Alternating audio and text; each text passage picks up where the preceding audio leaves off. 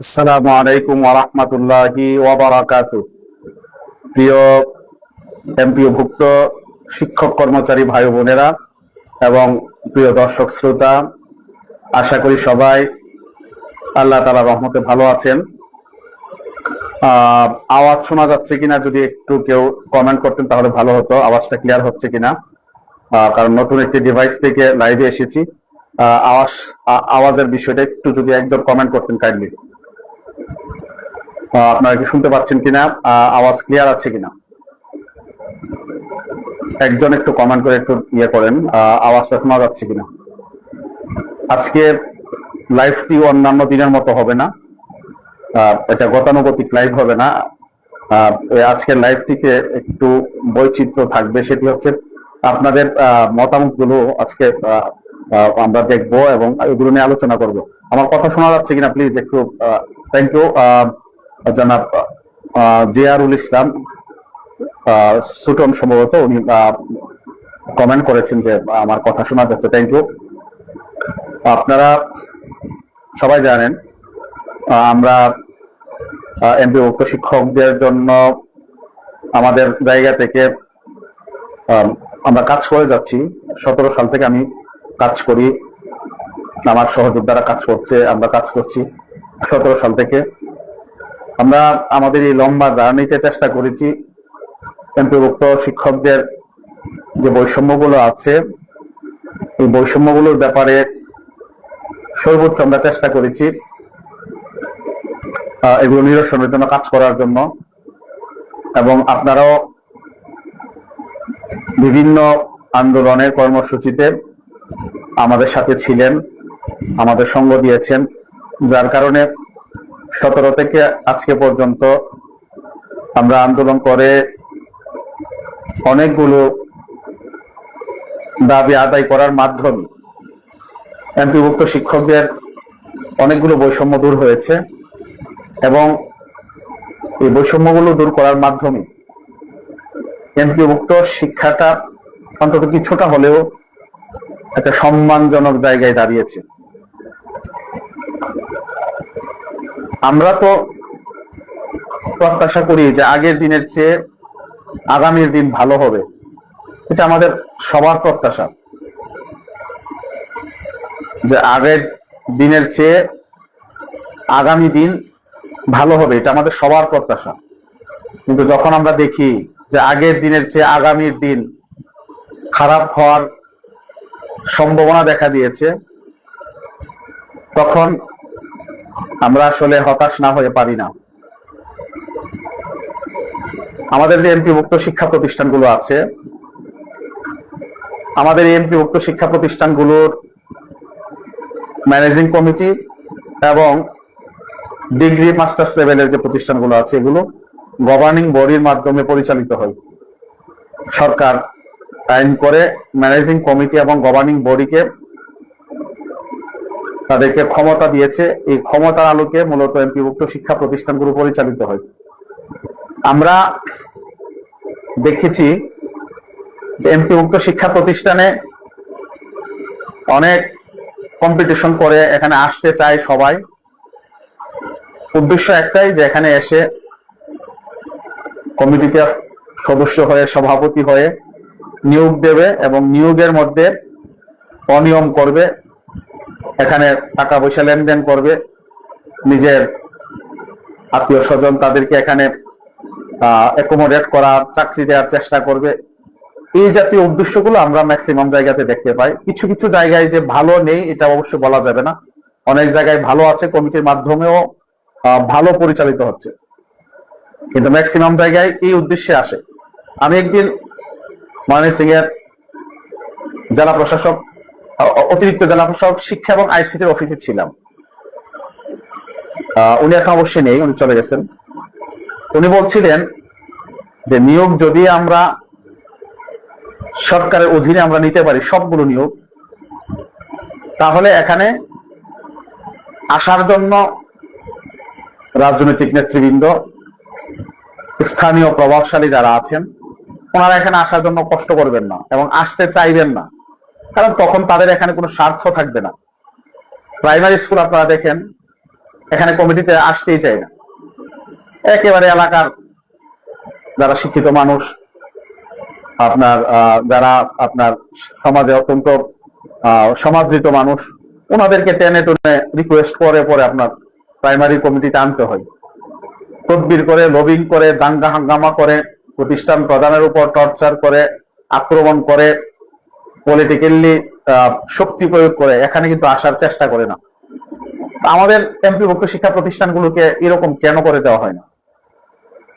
যেমন প্রাইমারি স্কুলে সরকারি যে প্রতিষ্ঠানগুলো আছে, শিক্ষা প্রতিষ্ঠানগুলো, ওখানে যেভাবে প্রতিষ্ঠানগুলো পরিচালিত হয়, এটা কেন করে দেওয়া হয় না?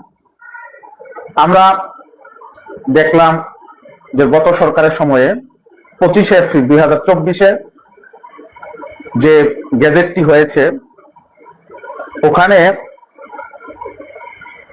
ম্যানেজিং কমিটির সভাপতির যোগ্যতা নির্ধারণ করা হয়েছিল কমপক্ষে এইচএসসি অথবা সমমান পাস। আমার মনে আছে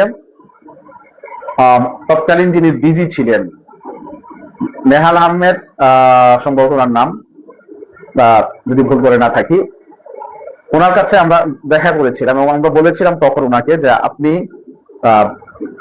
গভর্নিং বডি এবং ম্যানেজিং কমিটির সভাপতির যোগ্যতাটা ডিগ্রি করে দেন।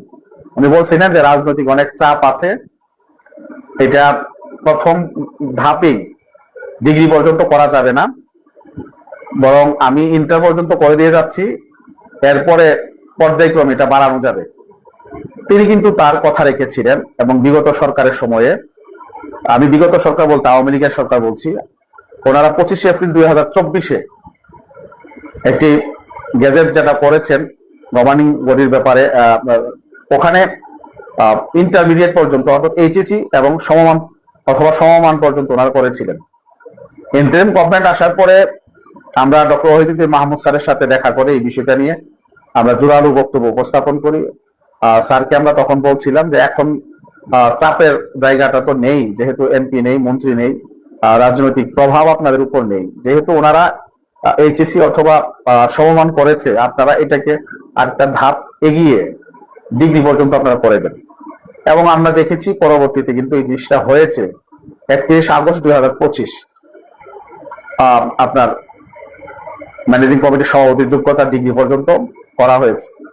তো আগে আওয়ামী লীগের সরকারের সময়ে যেটা করা হয়েছিল এইচএসসি অথবা সমমান, ইন্টারিম গভর্নমেন্ট করলেন ডিগ্রি সমমান। এই সরকার তো এটাকে আরো সংযোজন বিয়োজন করে এটাকে শিক্ষাগত যোগ্যতা আরো বাড়ানোর চেষ্টা করবে, আমাদের সেই প্রত্যাশাটা ছিল। এবং আমাদের শিক্ষামন্ত্রী মহোদয় ওনার বিভিন্ন টক শোতে উনি যেভাবে 17 বছর বিভিন্ন ভাবে কথা বলেছেন, আমরা তো অনেক আশান্বিত হয়েছিলাম যে উনি ওনার মাধ্যমে ইন্টারিম গভর্নমেন্ট যেটুকু করেছে এর চেয়ে প্রত্যেকটা ক্ষেত্রে উনি আরো ভালো করবেন। কিন্তু ইদানিং কয়েকটি সিদ্ধান্ত আমার মতো বাংলাদেশের লক্ষ লক্ষ শিক্ষক কর্মচারীকে হতাশ করেছে। একটি সিদ্ধান্ত ইতিমধ্যে এটা নিয়ে কথাবার্তা চলছে এবং এটা হয়তো সিদ্ধান্ত হবে, সেটি হচ্ছে যে প্রতিষ্ঠান প্রধান 18 বছর এবং সহকারী প্রধানের জন্য 15 বছর উনি মৌখিকভাবে এনটিআরসি কে নির্দেশ দিয়েছেন। অথচ এই সার্কুলারটি নীতিমালার আলোকে হয়েছিল এবং ওই নীতিমালার আলোকে আমাদের প্রায় 80 থেকে 83 হাজার শিক্ষক কিন্তু প্রতিষ্ঠান প্রধান এবং সহকারী প্রধান হওয়ার জন্য ওনারা আবেদনও করেছেন। একটা সার্কুলার, নীতিমালার আলোকে একটা সার্কুলার দিয়ে আবেদন নিয়ে হুট করে বয়স বাড়ানো, এটা আমরা আসলে এই শিক্ষামন্ত্রীর কাছ থেকে, ওনার মতো ডাইনামিক মানুষের কাছ থেকে এবং ওনার মতো ওনার প্রতি আমাদের সবার আস্থা ছিল, তো এই সরকারের কাছ থেকে আসলে আমরা এটা প্রত্যাশা আমাদের ছিল না। আজকে আপনি সার্কুলার দিয়ে আপনি আবেদন করিয়েছেন, আমাদের শিক্ষকরা ওনারা প্রস্তুতি নেওয়া শুরু করেছেন, ওনারা অনেকে স্বপ্নে দেখা শুরু করেছেন, গাইড কিনেছেন, ওনারা অনেকে সোশ্যাল মিডিয়ায় ওনারা যে প্রস্তুতি নিচ্ছেন এগুলো ভিডিও শেয়ার করছেন। এখন হুট করে মৌখিক ভাবে আমাদের মন্ত্রী মহোদয় নাকি আমরা মিডিয়ায় দেখেছি, অনলাইন পোর্টালে দেখেছি, উনি বলেছেন এটাকে 18 বছর করার জন্য। তো আমরা তো চাচ্ছিলাম যে আগে যা ছিল এর চেয়ে সুন্দর হবে, আগে যা ছিল এর চেয়ে ভালো হবে। কিন্তু আমরা কি দেখলাম, এটা এখানে এটা মনে হয় ইন্টেনশনালি করা হয়েছে, যা আসলে ইন্টেনশনালি করা হয়েছে, এটা আসলে করা ঠিক হয়নি আমার আমার কাছে। মানে আমরা শিক্ষকরা আসলে এটা আমরা শিক্ষকরা এটা আমরা আসলে এটা সবাই আমরা প্রতিবাদ জানিয়েছি। আমরা আশা করব মাননীয় শিক্ষামন্ত্রী মহোদয় এটাকে বিবেচনায় দিবেন। 6 লক্ষাধিক শিক্ষক কর্মচারীদের যে পালস, এটাকে আপনি নিজে ওন করবেন, সরকার এটাকে ওন করবে, এবং যেইভাবে যে নীতিমালার আলোকে সার্কুলার হয়েছে এই নীতিমালার আলোকে আপনারা পরীক্ষা নিবেন। এটা আমি অবশ্যই সরকারের কাছে প্রত্যাশা করব যে আপনারা আমরা যে আশা আপনাদের উপর রেখেছিলাম, যে আস্থা রেখেছিলাম, আমাদেরকে হতাশ করবেন না, এবং আপনারা যেইভাবে আপনারা যে নীতিমালার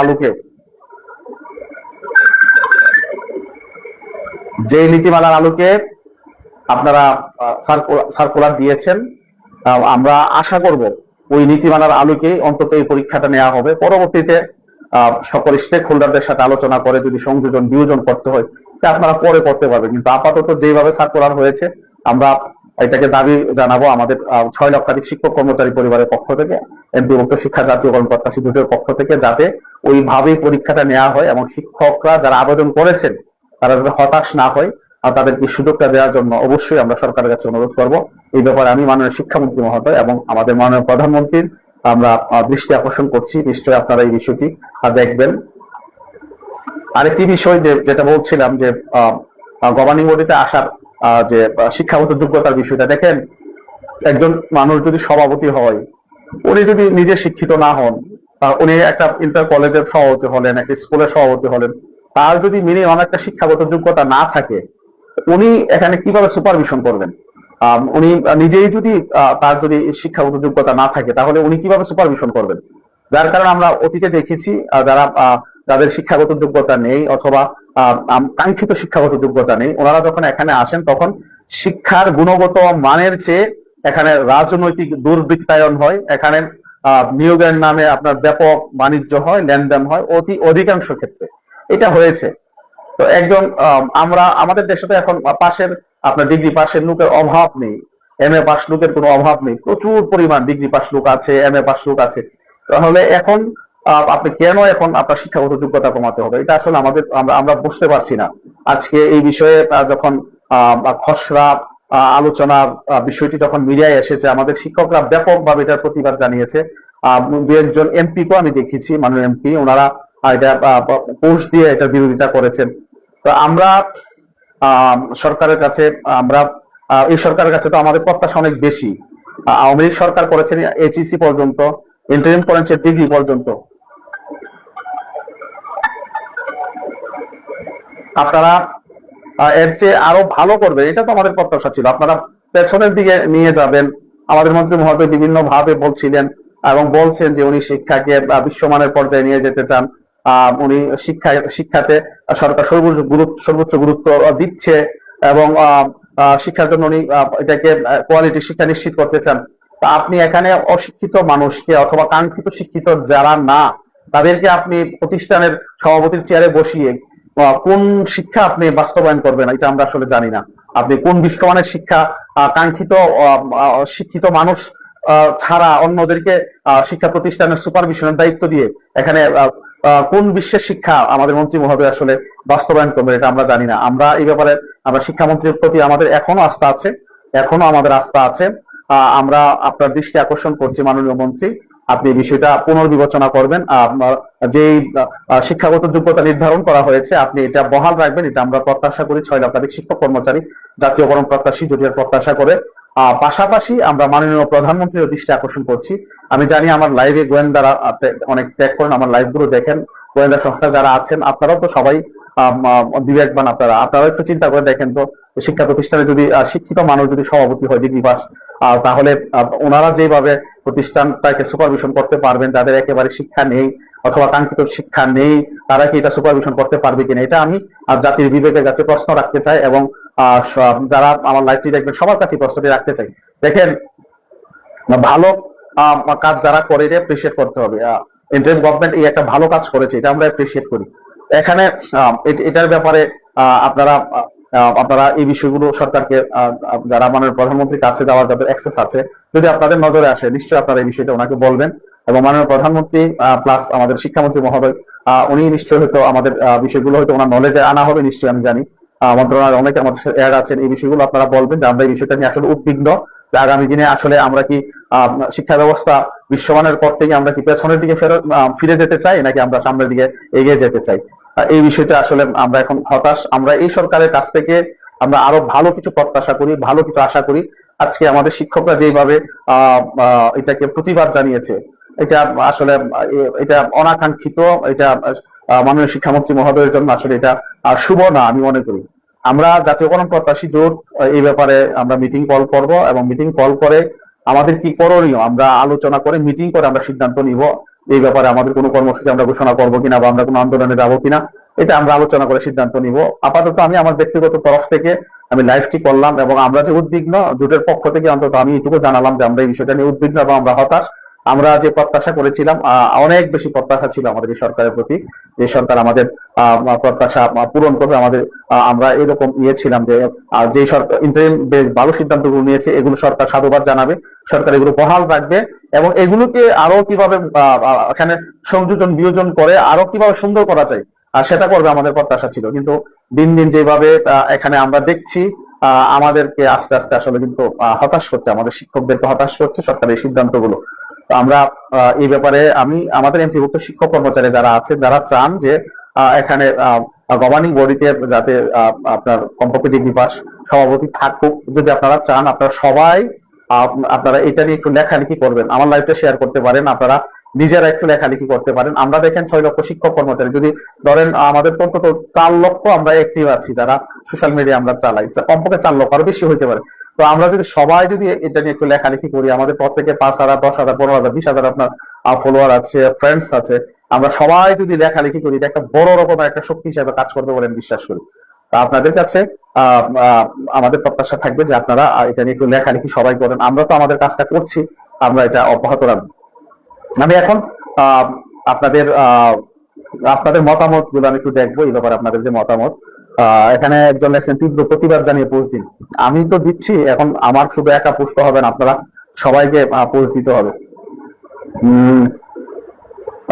সহমত পোষণ করলে হবে না। আসলে বদলির ব্যাপারে তো আমি বলেছি এবং সবসময় বলি যে বদলিটা চালু করা দরকার। অনেক শিক্ষক আমার কাছে ফোন করেন, বিশেষ করে আমাদের ফিমেল শিক্ষক যারা আছেন অনেকে ফোন করে কান্নাও করেন, মনে হয় যে মানে আমি বদলিটা দিতে পারবো। আসলে বদলিটা অন্তত চালু করেন আপনারা, আমি সরকারকে বলবো যে আপনারা বদলিটা অন্তত চালু করেন, এরপরে যদি সংযোজন বিয়োজন করতে হয় অন্যদেরকে আরো ইনক্লুড করতে করবেন। আপাতত দ্রুত বদলিটা চালু করা দরকার। যারা 200 মাইল 300 মাইল 500 মাইল দূরে চাকরি করে আসলে তাদের জন্য অনেক কষ্টকর এবং অনেক কঠিন, এটা বদলিটা চালু হওয়া দরকার। আরেকজন লেখছেন যে ঈদ বোনাসের, দেখেন আসলে আমরা এমপিভুক্ত শিক্ষক, আমাদের আসলে মানে আমি লাইভ করছি এরপরে ফোন দিচ্ছে বারে বারে, আসলে দুঃখজনক এগুলো আসলে। আমি এবং অ্যানাউন্সমেন্ট দিয়ে কিন্তু আমি লাইভে আসছি, আমি বলছি 3 ঘন্টা আগে যে আমি লাইভে কথা বলবো, লাইভ মানে কথা বলতে পারতেছি না, ফোন একটা করছে। এটা কি ইন্টেনশনালি কেউ করে কিনা আমি জানি না।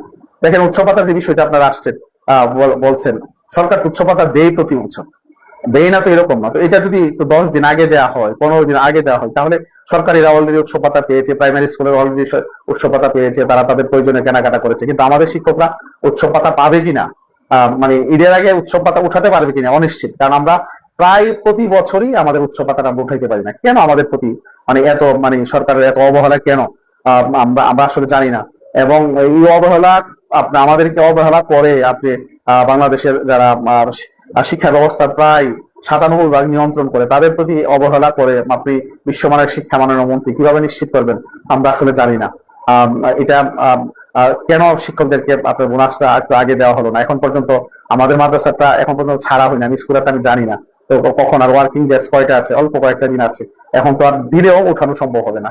তো আমরা উৎসব পাতা দেন আমাদের উৎসব করার জন্য, আমরা যদি এটা ঈদের আগে নাই পাই তাহলে এই উৎসব পাতা দিয়ে ঈদের পর আমরা কি উৎসব করবো? তো এগুলো আসলে জানি না আসলে আমরা আমাদের প্রতি সরকারের এবং রাজনৈতিক দলগুলো তাদের যে দৃষ্টিভঙ্গি কখন পরিবর্তন হবে এটা জানি না। বিএড কালো আইন, এটা নিয়ে অনেক ফাইট হচ্ছে, এটা বাতিল করার জন্য আমরা দাবি জানাই যে বিএড এর যে কালো আইন আছে যার মাধ্যমে অনেক শিক্ষক আমাদের বঞ্চিত হচ্ছে, এটাকে বাতিল করা হোক এবং শিক্ষকরা যাতে সহজে তাদের যে বিভিন্ন সুযোগ সুবিধাগুলো আছে সরকার তারা যাতে পেতে পারে এটা ব্যবস্থা করা হোক। আসলে সমস্যা অনেক, আমরা তো আসলে সব সমস্যা নিয়ে আসলে কথা বলতেও পারি না, আর সব সমস্যা নিয়ে কাজ করা সম্ভব না। আমরা যেগুলো জেনারেল সমস্যা এবং যেখানে বেশি মানুষ সম্পৃক্ত, এগুলো নিয়ে আমাদেরকে কাজ করতে হয়, এবং যেগুলো আসলে সবচেয়ে বেশি গুরুত্বপূর্ণ এগুলো নিয়ে কাজ করতে হয়। আমরা আরেকজন লিখেছেন যে হতাশ, হতাশ তো অবশ্যই ডেফিনেটলি, কারণ এই শিক্ষামন্ত্রীর কাছে আমাদের আমাদের মাননীয় মন্ত্রীর কাছে আমাদের প্রত্যাশা অনেক বেশি ছিল, অনেক বেশি ছিল। কিন্তু দিন দিন যত যাচ্ছে আমরা মনে হয় হতাশ হচ্ছি, মনে হয় সম্ভবত আমাদেরকে হতাশ করছেন সিদ্ধান্তগুলো। অভিজ্ঞতা সংশোধন দেখেন, অভিজ্ঞতা এত, আপনি একজন মানুষ এমপি হইতে পারে কোন রকম অভিজ্ঞতা ছাড়া। বাংলাদেশের সবচেয়ে মোস্ট ইম্পর্টেন্ট যে জায়গাটা আপনার পার্লামেন্টের সদস্য হইতে পারে কোন রকমের অভিজ্ঞতা ছাড়া। আমাদের এমপি উচ্চশিক্ষা প্রতিষ্ঠান চালাইতে 18 বছর অভিজ্ঞতা লাগবে। এটা আসলে টুনকো অজুহাত, এটা টুনকো অজুহাত, আমরা জানি না কেন এগুলো হচ্ছে, এটা একটা টুনকো অজুহাত। তো এটা আসলে এতদিন লাগে না একটা প্রতিষ্ঠান চালানোর জন্য, 5, 7, 10 বছর চাকরি করলে দেখছে না, আর যে কোনো লোকের পক্ষে আসলে প্রতিষ্ঠান চালানো সম্ভব। স্কুল কলেজের, হ্যাঁ এটা নিয়ে আমরা কথা বলছিলাম যে সভাপতির যোগ্যতার বিষয়টা হুট করে এমন সিদ্ধান্ত কেন নেওয়া হলো। আসলে আহসান হাবিব তিনি বলছেন, জনাব আহসান হাবিব, আসলে হুট করে কেন এই সিদ্ধান্ত নেওয়া হয়েছে আমরা জানি না, আসলে আমরা নিজেরা জানি না কেন নেওয়া হয়েছে। আরেকজন ভাই লিখেছেন আমাদের যে সহকারী অধ্যাপক পোস্ট আপনারা ক্রিয়েট করা, এটা অলরেডি আপনার আমাদের মাদ্রাসার ক্ষেত্রে মাদ্রাসা আমাদের ইসলামী আরবি বিশ্ববিদ্যালয় থেকে ওনারা একটা ইয়ে দিয়েছেন, চিঠি দিয়েছেন মন্ত্রণালয়কে সহকারী অধ্যাপক পোস্ট চালু করার জন্য। এটা যদি ন্যাশনাল ইউনিভার্সিটিও একটা দেই তাহলে হয়তো এটা আরো ফলপ্রসূ এবং কাজ করা যাবে। আপনাদের মতামত গুলো আমি দেখছি, আমি আসলে আমার আর বক্তব্য আমি আর কথা বলবো না সেখানে। আপনারা এটার ব্যাপারে ওই যে যা বললাম এটা করতে হবে। 10%-এর ব্যাপারে আপনারা লেখছেন, আসলে 10% তো আমরা আন্দোলন করে আদায় করি না, এটা সরকার স্বেচ্ছায় বলছে সরকার দেবে, এই জন্য এটা নিয়ে আমরা আসলে ওই রকম খোঁজ খবর নেওয়ার আমাদের তেমন সুযোগ নেই। এরপর আমরা যেটুকু দেখেছি যে 10% এটা শিক্ষা মন্ত্রণালয় থেকে অর্থ মন্ত্রণালয়কে চিঠি দেওয়া হয়েছে। এখন ওনারা এটা ওনারা এটা হয়তো ওনারা হয়তো অ্যাপ্রুভ করবেন, করার পরে আপনার প্রজ্ঞাপন হবে, এরপরে আমরা পাবো। এখন সরকার যদি চাই, ইচ্ছা করলে হয়তো বকেয়া সহ দিতে পারবেন এই ঈদ থেকে, অথবা যদি চাই সরকার ঈদুল আজহা থেকে দিবেন, আমরা জানি না আসলে এটা কি হবে। যেহেতু আমরা আন্দোলনের মাধ্যমে এটা অর্জন করিনি, এই জন্য এখানে আসলে আমাদের ওইভাবে কথা বলার কোনো সুযোগ নেই। আন্দোলনের মাধ্যমে হলে আমরা মন্ত্রণালয়কে প্রেশার ক্রিয়েট করতে পারি, রাস্তায় নামতে হবে। এটা আসলে আমরা এই মুহূর্তে রাস্তায় নামতে চাই না। আমরা আমাদের জায়গা থেকে আমরা একটা আমরা স্মারকলিপি দিয়ে সংবাদ সম্মেলন করে, লাইভ করে, সোশ্যাল মিডিয়ায় লেখালেখি করে আমরা প্রতিবাদ জানাতে চাই। এরপরে যদি না হয় তাহলে পরের একটা আলোচনা করে আমরা সিদ্ধান্ত নিব, আমাদের জোট সিদ্ধান্ত নিব। আরেকটা বিষয় যেটি হচ্ছে, আমি আজকে সোশ্যাল মিডিয়ায় দেখেছি অনেকে অলরেডি হুমকি দিয়েছেন যে এটা যদি ইয়ে হয় তাহলে ওনারা কোর্টে মামলা করবেন। আমি এগুলো আসলে পছন্দ করি না, মামলা টামলা, কারণ এগুলো হইলে নিয়োগটা দীর্ঘদিনের জন্য বন্ধ হয়ে যাবে। যাতে মামলা করতে না হয়, আর সরকার যদি এটুকু অন্তত পরে যে অভিজ্ঞতা আলোকে সার্কুলার হয়েছে তাদেরকে যদি এইভাবে অন্তত পরীক্ষা দেওয়ার সুযোগ করে দেন, এবং পরবর্তীতে যদি চেঞ্জ করতে হয় আলোচনা সাপেক্ষে কিভাবে করা যায় এটা আলোচনা করে। এবং আমরা যে স্টেক হোল্ডার আছি মন্ত্রণালয়, তো আমাদেরকে নিয়ে ম্যাক্সিমাম মন্ত্রণালয়ের বড় স্টেক হোল্ডার আমরা, আমাদের সাথেও অত মন্ত্রণালয়ের কথা বলা দরকার যে আমাদের কি মতামত, আপনারা আসবেন, আইসা আপনাদের মতো করে একটা সিদ্ধান্ত দিয়ে আমাদের উপর চাপাই দিবেন। হয়তো আমরা ভয়ে আপনাদের এগুলো মেনে নেই, অথবা আপনারা আমাদের হায়ার অথরিটি হিসাবে আমরা মেনে নেই, কিন্তু আমাদের সাথে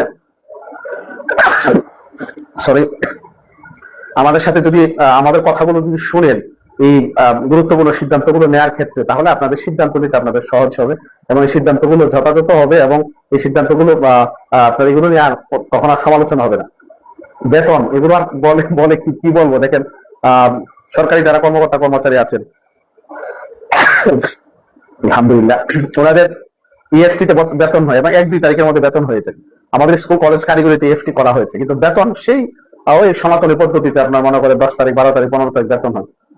জানি না, এই যে বললাম না যে রাষ্ট্রের আমাদের প্রতি রাষ্ট্রের রাজনৈতিক দলগুলোর ওনাদের যে দৃষ্টিভঙ্গি, সমাজের দৃষ্টিভঙ্গি, এগুলো যতদিন পরিবর্তন না হবে ততদিন আমরা ইএফটি না আরো নতুন কোনো আপনার পদ্ধতি আসলেও আমাদের বেতন সম্ভবত আমরা ওই আপনার 10 তারিখ 15 তারিখই পাবো। আমরা চেষ্টা করছি, দেখি আমরা সরকারের সাথে যোগাযোগ করে ইয়ে করা যায় কিনা, আমরা দেখি। 900 প্রহরীদের যে ডিউটির বিষয়টা, এটা নিয়ে আমাদের এক ভাই লিখেছেন, 900 প্রহরী তাদেরকে সারা বছরই আসলে দায়িত্ব পালন করতে, এটাও আসলে একটা অমানবিক মনে হয়, একটা মানুষ প্রতিদিন ডিউটি পালন করা। এখন হয়তো আপনারা বলবেন সে তো জেনে শুনে আসছে, যেহেতু আমাদের দেশে অ্যাভেলেবল জব নাই হয়তো আসে, কিন্তু আসলে কি একটা কষ্টদায়ক। যদি 2 জন নাইট গিয়ে যদি দেওয়া যায় তাহলে ওনারা যদি ভাগ করে করেন তাহলে অন্তত তার জন্য কিছুটা হলে রিল্যাক্স হয়। কিন্তু প্রতিদিন একজন নাইট গার্ড সারা বছরের মানে প্রতিদিন তাকে যদি দায়িত্ব পালন করে প্রপারলি, তাহলে তো আসলে তার জন্য অনেক কষ্টকর। এটাও সরকারের উচিত এটা অন্তত ইয়ে করা, ওনাদের বিষয়টাকে বিবেচনায় নিয়ে অন্তত তাদের জন্য রিল্যাক্সের সুবিধা করা, যাতে ওনারা একটু মাঝে মধ্যে ছুটি পায়।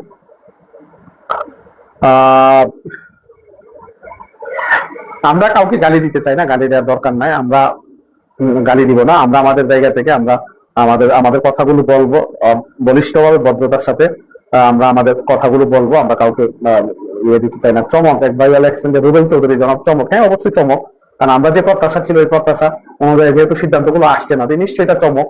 কারণ আমরা যা চাচ্ছিলাম এরকম সিদ্ধান্ত আসতে তো যে চমক হতো না, যেহেতু আমাদের মানে প্রত্যাশার বাইরে সিদ্ধান্ত আসছে, নিশ্চয়ই এটা চমক। এই চমকের জন্য আসলে আমরা প্রস্তুত ছিলাম না, আমরা প্রস্তুত ছিলাম না। আপনারা অনেকে অনেক কথাবার্তা বলেন, উল্টাপাল্টা কমেন্ট করে, এটা আপনাদের ব্যাপার। এগুলো আমি আসলে এগুলো যারা উল্টা কমেন্ট করেন ওনারা, এটা হচ্ছে ওনাদের আসলে মানে এগুলো ওনার ব্যক্তিগত সংকীর্ণতার কারণে অনেকে ইয়ে করেন। আমরা শিক্ষক আন্দোলন করে 2 টাকা কামাই নাই, এটা সবাই জানে, এগুলো আমাদেরকে বইলে লাভ নাই। আমরা 17 সাল থেকে কাজ করতেছি, নিজের পকেটের লক্ষ লক্ষ টাকা খরচ করেছি, 1 টাকা কামাই নাই, কামানোর চেষ্টা করি না। কামানোর চিন্তা করলে আপনাদের আন্দোলন সফল হইতো না, আপনাদের দাবি দেওয়া হইতো না। সুতরাং আমাদের ব্যাপার উল্টাপাল্টা কমেন্ট করে লাভ নাই, উল্টাপাল্টা কমেন্ট আমাদের করে লাভ নাই। আমরা কাজ করি আল্লাহর ওয়াস্তে, আল্লাহ তাআলার জন্য, আল্লাহ তাআলার সন্তুষ্টির জন্য কাজ করি, যে মানুষ উপকৃত হবে, দোয়া করবে, এইটুকু প্রত্যাশা, অন্য কোনো প্রত্যাশায় আসলে শিক্ষক আন্দোলন করি না। সুতরাং আমাদের ব্যাপারে নেগেটিভ কথাবার্তা বললে এটা আপনার সংকীর্ণতা, আমি হয়তো আপনাকে কোনো উত্তর দিব না। আমি কমেন্টের যত খারাপ কমেন্টই কেউ করুক, আমি কোনো উত্তর দিই না। এটা আমি আমার জায়গা থেকে আমি কারোর সাথে বাক বিতণ্ডায় জড়ানোটা আমি পছন্দ করি না। আমি মনে করি আমার দায়িত্ব হচ্ছে কাজ করা, এবং আমি আমার কাজটা করছি, এবং মেজরিটি যখন মনে করে যে আমি আমার কাজটা প্রপারলি করছি, দেখছেন আমি মনে করি আমি সন্তুষ্ট আছি। আর একজন ভাই দেখছেন আপনার যে নেগেটিভ চমক, নিশ্চয়ই ডেফিনেটলি এটা তো অবশ্যই নেগেটিভ চমক।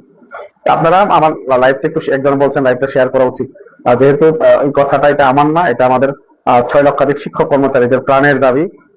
সুতরাং এটা আপনারা একটু শেয়ার করে ছড়াই দেন, যাতে সবাই যাতে আপনার এটা জানতে পারে, বিশেষ করে সরকারের।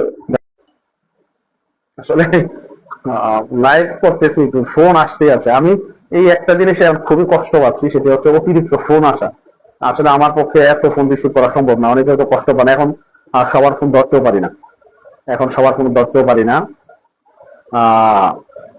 তো এটা আমি লাইভ করতেছি, যত আগে আমি অ্যানাউন্সমেন্ট দিয়ে আসছি। শিক্ষামন্ত্রী কার দ্বারা প্রভাবিত হচ্ছে এটা আমি বলতে চাই না, এটা শিক্ষামন্ত্রী মহোদয় জানেন, বাবা আপনারা হয়তো আজ করছেন, আমি এটা কেন বলতে যাব, আমার বলার দরকার নেই এটা। যাই হোক, সুপারিশ বঞ্চিতদের জন্য এটা তো অলরেডি আপনারা দেখেছেন, আপনার শিক্ষামন্ত্রী মহোদয় কিছু ভালো সিদ্ধান্ত নিয়েছেন, যে 1 থেকে 12 পর্যন্ত যারা আছেন তাদের ব্যাপারে বলেছেন একটা রিপোর্ট দেওয়ার জন্য। তারপরে 18তম যারা আছেন এবং অন্যান্য যারা সুপারিশ বঞ্চিত হয়েছেন, অন্য 17তম আর অন্যান্য, ওনাদের ব্যাপারে বলেছে রিপোর্ট দেওয়ার জন্য। একটা ভালো সিদ্ধান্ত উনি নিক, আমরা প্রত্যাশা করি। কারণ আমাদের তো পোস্ট খালি আছে, আমাদের যোগ্য মানুষরা যদি পোস্টগুলোতে আসে, ওইটা বরং আমাদের জন্য, সবার জন্য এটা ইয়ে হবে। একদম দেখছে আপনি সবার জন্য শ্রদ্ধার ব্যক্তি, আমি সবার জন্য না, কারণ আমার সবাই আমাকে শ্রদ্ধা করবে না, অনেকে শত্রু হবে। কারণ আমার যারা আমার কাজের মাধ্যমে ব্যক্তিগতভাবে আপনার ক্ষতি হচ্ছে, যাদের বিভিন্ন রকমের সুযোগ সুবিধা নেওয়া বন্ধ হয়ে যাচ্ছে, তারা তো আপনার আমাকে পছন্দ কখনোই করবে না, এবং আমার ক্ষতি করার জন্য সর্বোচ্চ চেষ্টা করবে। হ্যাঁ, রাজীব হোসেন, আপনি চমৎকার বলেছেন। আপনার বলি নাই যে আপনি আমার এখানে লাইভ দেখেন কমেন্ট করার জন্য। আপনার ভালো না লাগলে আপনি আনফলো দিয়ে চলে যান। আমি তো এখানে জোর করে কাউকে আনি না যে আমার কথা শুনতে হবে। আপনার যদি ভালো লাগে, মনে হয় যে আমার কথা কারো উপকার হচ্ছে, আপনি শুনতে পারেন। আপনার ভালো না লাগলে আপনি শুনবেন না।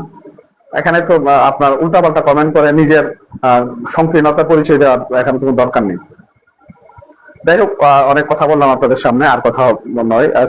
এখন একবার সামারিতে যেটা বলবো, যে আমাদের যে রাজনৈতিক যে ইয়েটা, আপনার যে শিক্ষাগত যোগ্যতা, এটা যাতে ডিগ্রি বহাল থাকে। আমরা আমাদের জায়গা থেকে সোশ্যাল মিডিয়ায় আমরা ব্যাপকভাবে এটা নিয়ে আমরা লেখালেখি করব, এটা আমরা একটু করি। আর আমাদের 18 যে অভিজ্ঞতার আলোকে শিক্ষকদের কাছ থেকে আবেদন নেওয়া হয়েছে, সেই অভিজ্ঞতার আলোকে যাতে তাদের পরীক্ষা নেওয়া হয়, এই 2টা বিষয় আমরা জোরালো ভাবে আমরা একটু লেখালেখি করি। তো সবাই ভালো থাকবেন, সুস্থ থাকবেন, আমার জন্য দোয়া করবেন যাতে আমি সুস্থ থাকি এবং নিরাপদে থাকি, এবং আমৃত্যু যাতে আপনাদের জন্য কাজ করতে পারি, এই জন্য দোয়া করবেন। আমি কারো কাছ থেকে কোনো টাকা পয়সাও চাই না, কোনো রকমের কোনো সুযোগ সুবিধা নিতে চাই না, কাজ করি মানুষের জন্য, সন্তুষ্টি চাই আল্লাহ তাআলা, এইটুকু আমার প্রত্যাশা, এর বাইরে আর কোনো প্রত্যাশা নেই। সবাই ভালো থাকবেন, সুস্থ থাকবেন, লাইভটা শেয়ার করবেন। আসসালামু আলাইকুম ওয়া রাহমাতুল্লাহি ওয়া বারাকাতুহু।